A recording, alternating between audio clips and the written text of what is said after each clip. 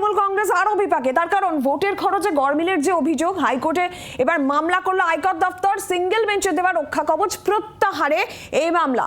2016-2019-এ তৃণমূলের নির্বাচনী আয় ব্যয়ের হিসেবে গড়মিলের অভিযোগ ওঠে, আর সেই সময় নোটিশ পাঠায় আয়কর দপ্তর। মামলার প্রেক্ষিতে রক্ষা কবচ দিয়েছিল হাইকোর্ট, আর এবার সেই রক্ষা কবচ প্রত্যাহারে মামলা। হাইকোর্টে মামলা, আয়কর দপ্তরে সিঙ্গেল বেঞ্চের দেওয়া রক্ষা কবচ প্রত্যাহারে মামলা।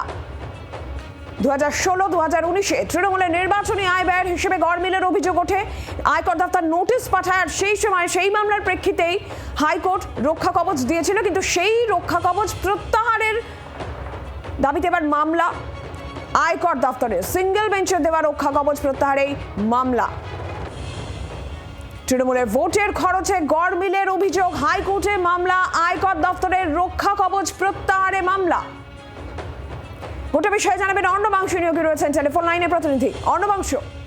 নিরঞ্জন, 2016 সাল 2019 সালে নির্বাচনের সময় তৃণমূলের যে ফান্ড বা আয় ব্যয়ের হিসাব ছিল সেখানে একাধিক গড়মিল ছিল।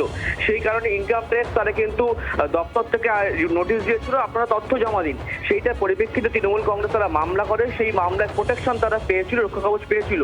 এখন সেই রক্ষা কবচ প্রত্যাহারের জন্য ইনকাম ট্যাক্স ডিপার্টমেন্ট তারা মামলা করেছে, তাদের বক্তব্য আমাদের তদন্ত করতে হবে, সেই কারণে এই প্রোটেকশনটা উইথড্র করা হোক। সেই মামলাটি আগামী সপ্তাহে শুনানি হবে কলকাতা হাইকোর্টে। ধন্যবাদ অর্ণবাংশ। বাংলার আওয়াজ, বাঙালির আবেগ, জি 24 ঘন্টা।